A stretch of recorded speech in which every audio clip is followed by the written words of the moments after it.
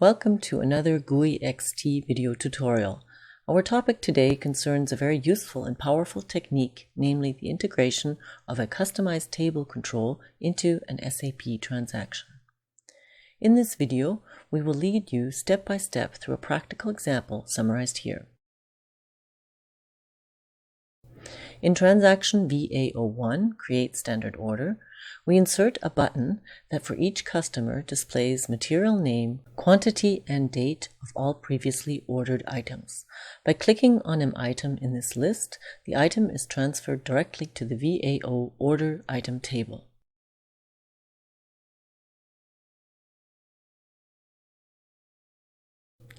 Let's begin with the implementation.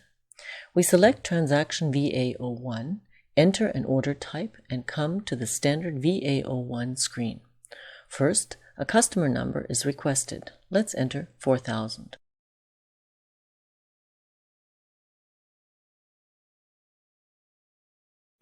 On the right-hand side of the screen, there's plenty of room for our new table. In order to create a new table, we activate the GUI Script Editor Pro and display the current script. The field is empty and we go into the WYSIWYG mode, which allows us to add new elements directly to the SAP screen. By double-clicking and selecting Table, a small table with 3 columns is inserted. The window can be resized, and double-clicking on the toolbar provides access to table properties, which will be of interest later. For now, we just define the title, in this case, Previous Order Items.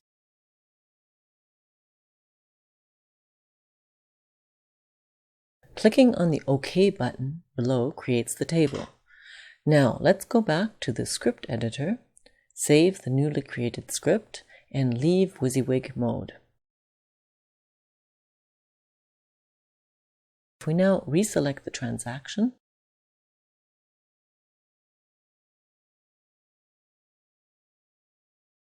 the new but still empty table is shown on the right of the screen. Before entering data into our new table, we want to add a toggle button that allows the user to show and hide the table on demand. For this, we go back to the Script Editor Pro and once again select the WYSIWYG mode. By double-clicking and selecting Push button, a small button is inserted on the screen. The button can be enlarged. In the text box we enter, for example, Show Previous Items,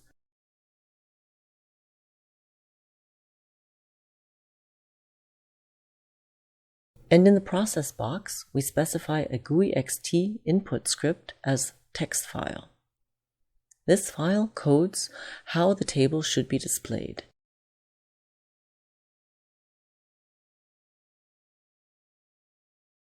And that's it. Oh, I wrote shoe instead of show. Let's fix that immediately. We also need a second button to hide the table.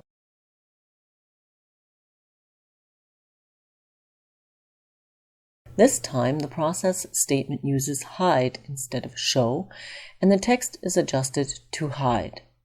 We could add an icon, but let's leave that for now.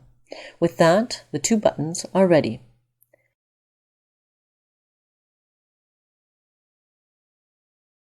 Going into the script, we can save the current script and leave the WYSIWYG mode.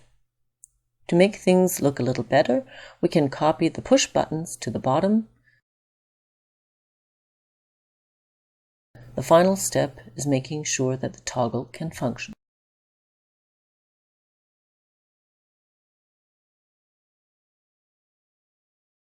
Double-clicking on the name of the input script, Show Previous Items, we can enter an existing script or create a new script. Here we introduce a GUI XT variable, vShowPreviousItems, which we give the value x if our table should be displayed and n if not. The script is saved and copied so that we can repeat the procedure for the hide script. Here, of course, the value is set to n and the script is saved.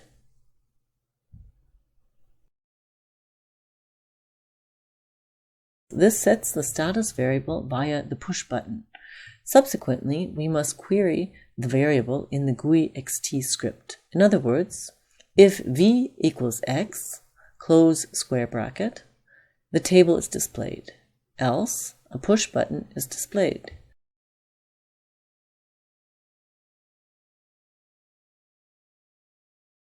Naturally, only the show button.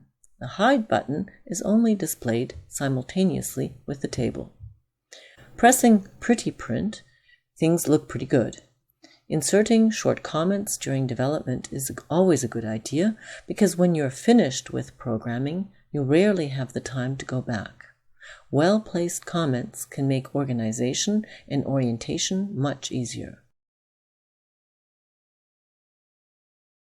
So this is for the button to show the item table. Now we can press Activate Script and test our creation. Pressing Show and Hide works fine. The buttons jump around a little bit. Either we choose the same position for both buttons, or we can place them in the toolbar above. Instead of entering the exact coordinates, we enter Toolbar.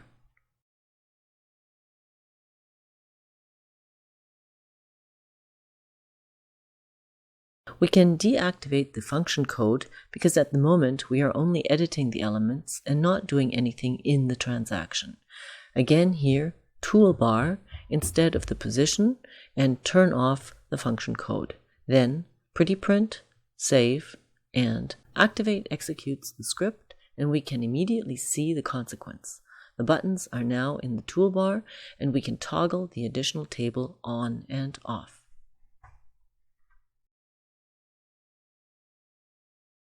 The next step is to import data into our empty table.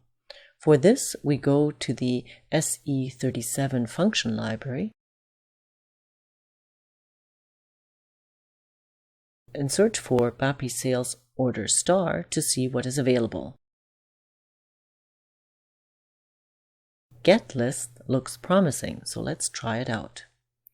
Click on Test Execute, enter customer number and sales organization. We execute the function module and click to display the generated table. It contains the columns material, short text, and other information we want to transfer to our own table. Back in the input script, now it is not enough to simply display the empty table. We now have to read the data from the SAP database. In other words, the previous orders of the customer. A short comment never hurts. We start by creating a GUI-xt table variable.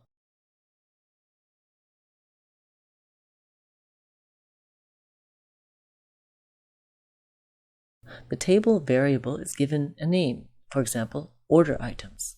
The column names we define are identical to those in the BAPI table. That way we avoid having to copy data later. In this case, our 4 columns are material, short text, date, and quantity.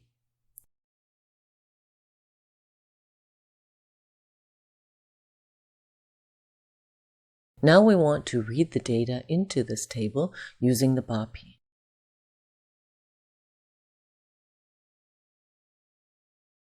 Let's go back to the definitions in the SE37 to determine the required import parameters.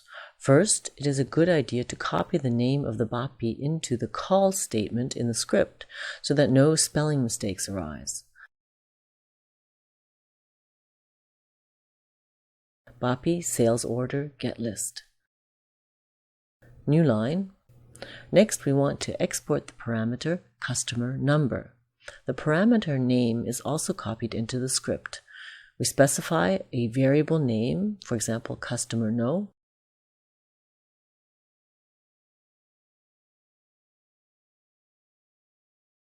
Similarly, the sales organization is exported.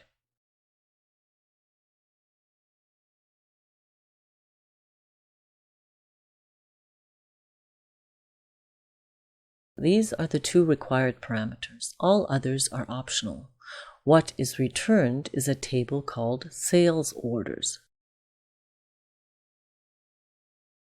Thus, import.sales orders equals, and here we have to specify the table variable defined above, namely order items, with columns read in by the BOPI. Some further comments.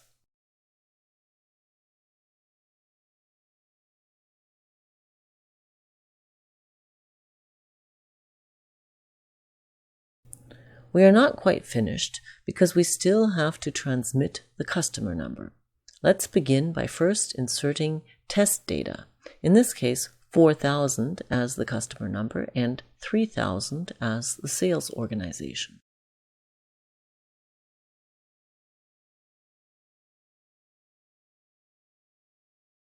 It's always a good idea to confirm that smaller parts in the code function and then work one's way up to the larger picture. Don't forget to save. Now there is one small step missing in the GUI-XT script. We have to set our table variable when defining the table control. Instead of my table, we want order items for name equals. We can delete the row number statement. This information is contained in the lines below. We also need to define the column names. In this case, name equals material for column 1, short text for column 2, doc date for column 3. We even need 4 columns, which we can do via copy and paste and using rec quantity for column 4.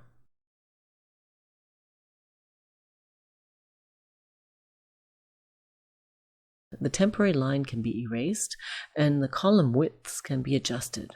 For example, 40 for the short text and 10 for the date. The others can stay at the default value. At this point, we can activate the script and test the BOPI. For this, we go back to transaction VA01.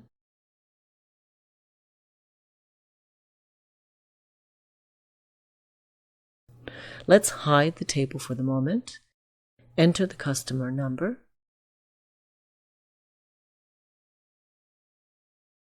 and press Show Previous Records.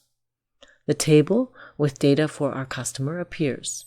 However, not all the data are visible, so we go back into the WYSIWYG mode. Double-click on the toolbar of the table to insert appropriate column headers, materials, description, date, and quantity.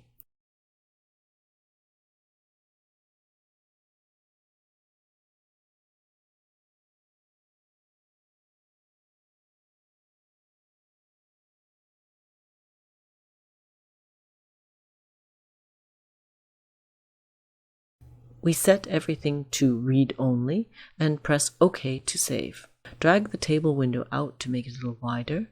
With that, the quantity column becomes visible, but for some reason it has no data. But other than that, things look quite good. The horizontal scroll bar in the table can be eliminated by setting fixed columns to 4 in our example. There it goes.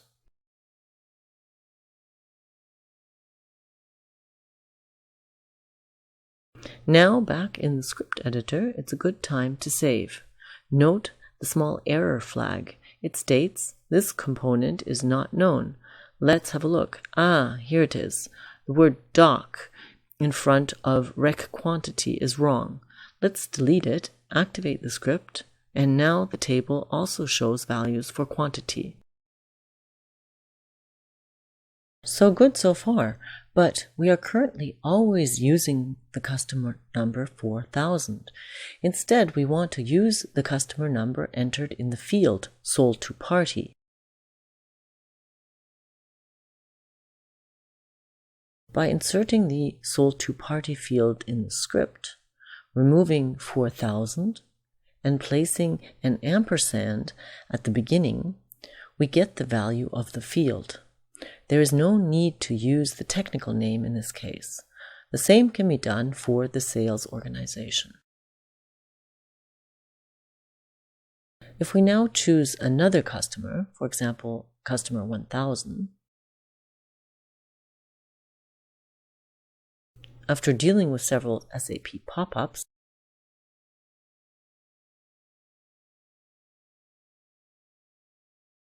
We can click to show the table and see that the material list is different from before, so the code seems to work. The user could now transfer data from this table using cut and paste, but we can also make things yet again easier. To do that, let's go back to the WYSIWYG mode.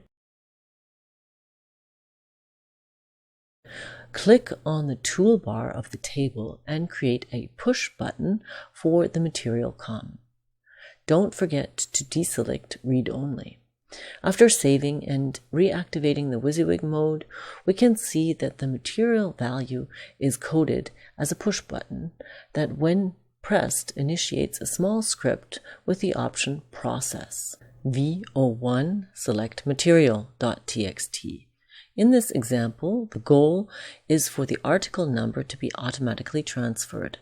This is a little complex, but we will go through the whole process together. First, we start the GUI-XT recorder to record a new action. We enter a material and a quantity, and then press Enter. Now we display the recorded script.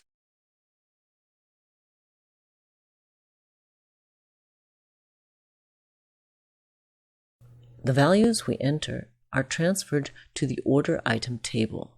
This gives us the principal action for our new input script. However, we do not always want to write M-01, so we get rid of this placeholder and enter the selected material value from our table variable order items. To see if this works in principle, we first take the material value from the first line. This can also be done for quantity. We can test the script by clicking here and, after the pop-up, we see, yes, the entry has been transferred. This is now the first entry in the table. If we click on M04, the same entry is transferred because we haven't told the program which row to look in. In other words, instead of the number 1, we need a variable that indicates the row number of the cursor location. To figure this out, we place a breakpoint here and execute again.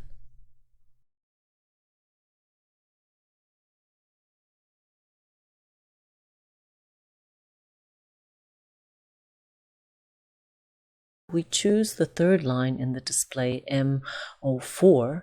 After reaching the breakpoint, we can look through the variables and want to focus on tab row and tab row apps. Tab row apps is the appropriate variable because it is independent of scrolling, whereas tab row is the relative line on the display. It is easy to confuse these two. We now use the variable tab row apps instead of 1. Take the breakpoint out again, save, and now with a bit of luck, the correct material value should have been transferred. It is possible to switch off the pop-ups in the input script, but we don't want to do that just now. It seems to work fine, even when we pick a different entry. But notice that the transferred entries are always placed into the first line of the table. This is not really what we want. Looking at the script, we still have a 1 on the left, while the right side has 2 variables. The solution is to replace the 1 with the number of the next free row. This means that we now need a small loop in the input script with which we search for the next free line in the SAP order item table.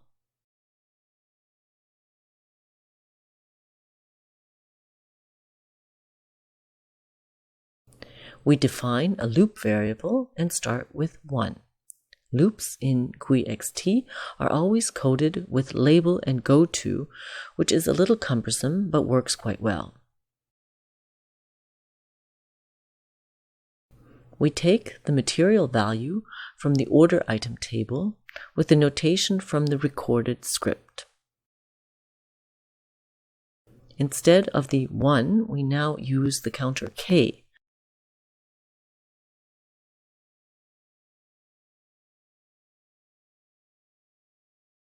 The query determines if there is an entry in row k. If yes, then the row cannot be used. the counter increases by 1.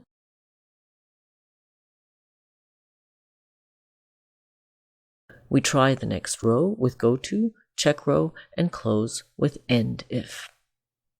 With this procedure, all rows are scanned in order to find an empty row.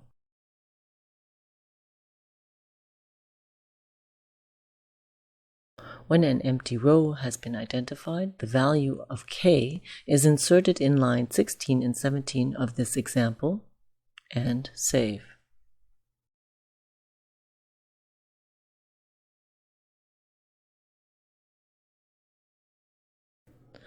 Having done that, we can run a test. Select M04 and the values are transferred.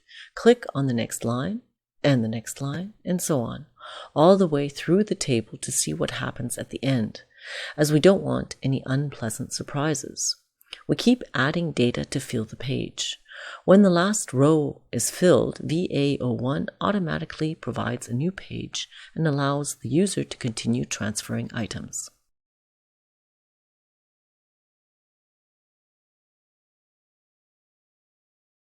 But what happens if we scroll back to the beginning of the table and try to click on an item for transfer? Nothing. This is understandable because no empty line can be found.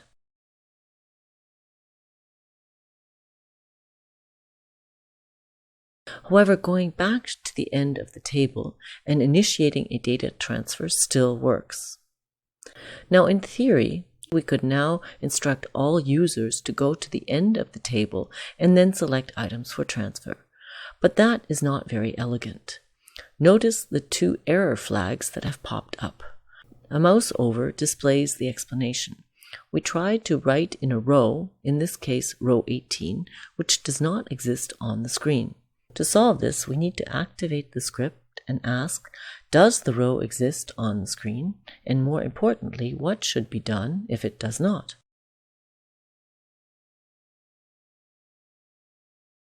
The if not query tells the program what to do when the row does not exist.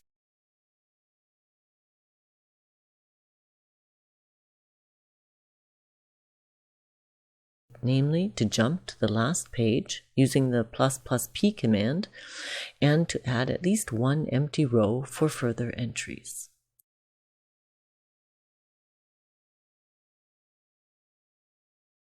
After the enter statement, we jump to the top of our script above the screen statement and initiate the next empty row search. Because, of course, we don't know exactly how many rows are found on the last page, and we need to allow a new search.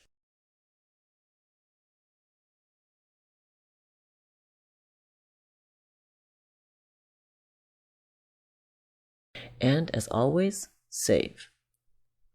The code has become a little bit more complex, but everything seems to work. Let's scroll up to the top of the table where there are no empty rows, then click on several items in the right-hand table and see that they are inserted at the bottom of the left-hand table. Great.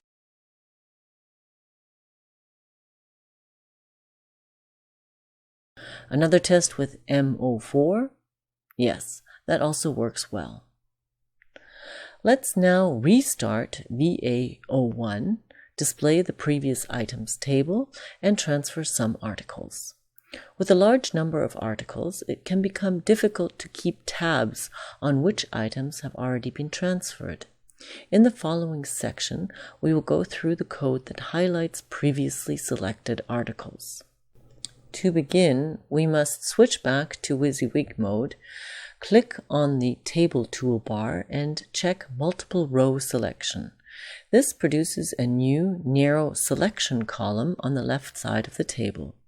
The first step is to automatically activate the selection highlight so that the user can see previously selected articles.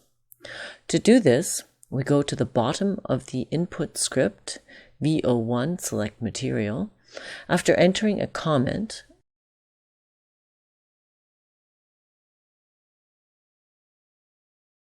We can find everything we need for this step in the documentation for table, accessed by pressing F1 directly on the table command. Row selection is described near the top, and further down we find the corresponding status variables, which can be set or queried if the user is to select the row.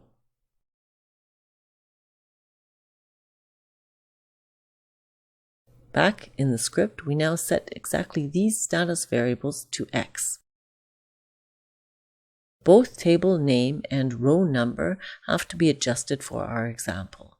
This then sets the status variable for row selection.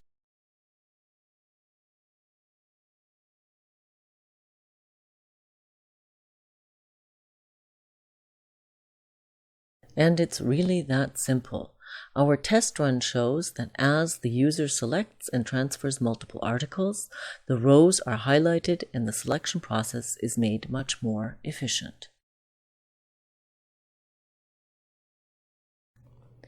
If we now reselect the transaction VA01 at the top, set customer number to 400, and press Show Previous Items, we are in for an unpleasant surprise. Namely, items we selected last time are still active. This is definitely not what we wanted. Clearly, the selection needs to be reset between sessions. The most convenient way to do this begins on the initial screen of the transaction.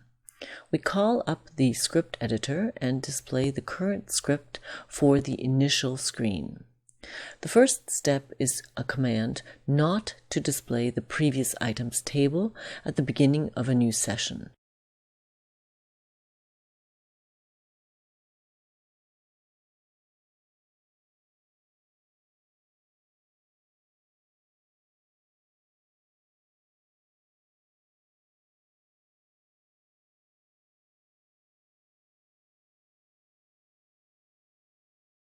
In other words, we clear out our status variable for displaying the table. The set and the X can be deleted. Next, we reset all display variables of our order items table.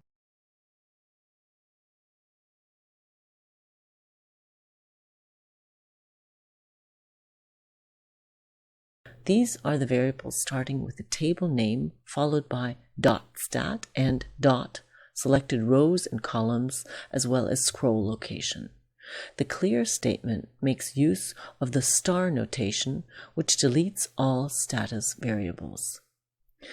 To test the code, we go to Create Standard Order, enter Customer 4000, press Show Previous Items, and see that the previous selection is gone and that the items can be selected anew.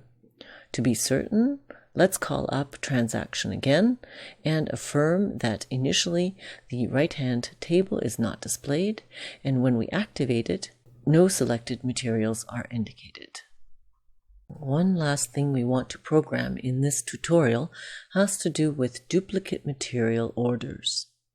Having a table with only the most recent order for each material will make it easier for the user.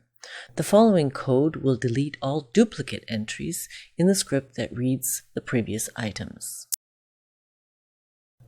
This is a little more complicated, and we're going to go through it together. Our approach to the problem begins by defining another table variable.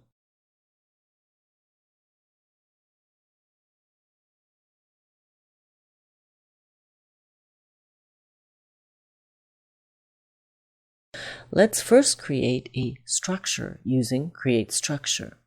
The first table now refers to the structure, which is better than entering the variables directly in case we make changes later on. Finally, let's create a copy of the above table as a temporary version. We then use this temporary table in the import statement of the BAPI call, line 19 in our example. The next step is to fill the original order items from the temporary table while making sure that we transfer each material number only once.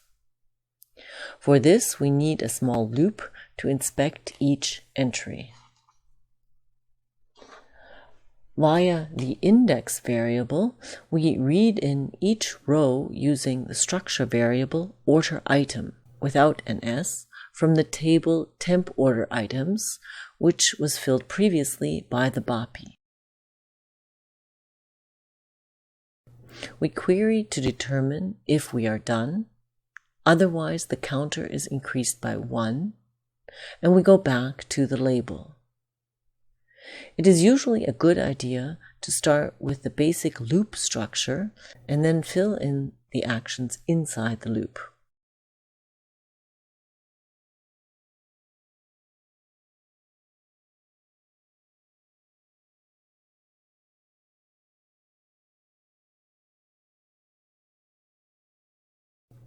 For each row, we have to check if the current material number already exists in the order items table.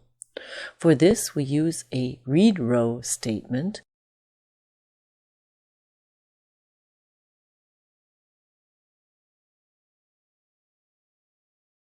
with the addition of a key statement specifying the material number.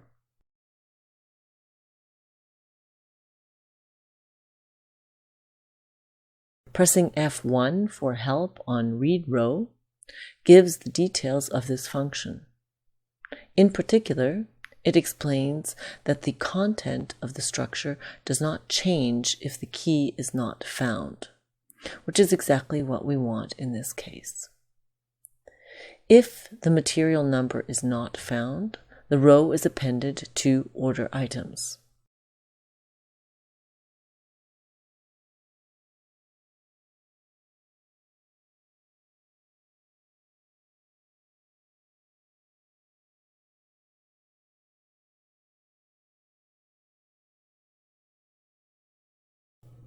That should be the end of the loop.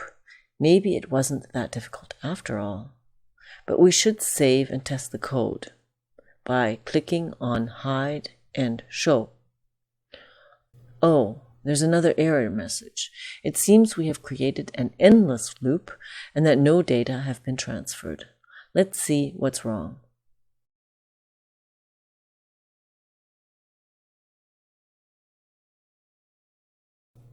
Looking in the VA01 Show Previous Items script, there are two error flags. In read row, we forgot to define the index.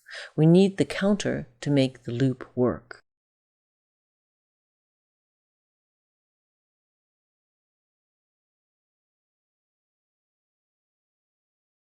And the second error? A double quotation mark is missing at the end. After making these corrections, we can test again. That looks very good. The duplicate entries have disappeared. Now we have exactly what we wanted. Our tutorial has introduced a useful technique for displaying tabular data and illustrated the potential of GUI XT.